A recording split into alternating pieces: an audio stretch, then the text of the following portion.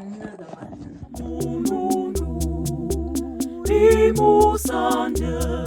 Welcome to another edition to the Homemade Hymns playlist. It's your girl Lady Mukmahachi fulfilling another one of your song requests, and I hope you like it.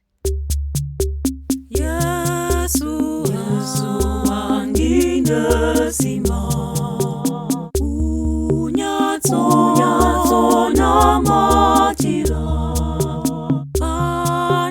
bana babarenga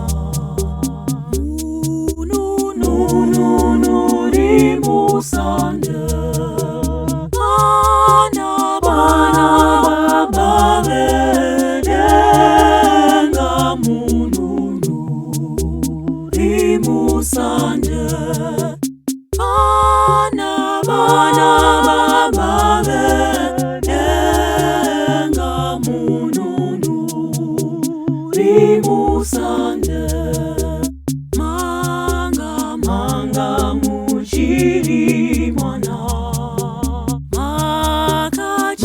makachana sababa nokuna mata kwenyu nuri musande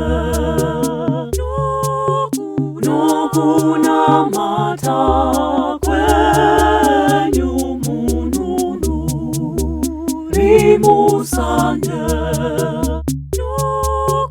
nokuna mata kwenyu mununu rimusande utititise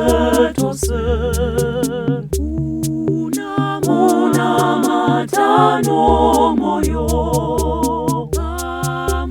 pamwe no muromo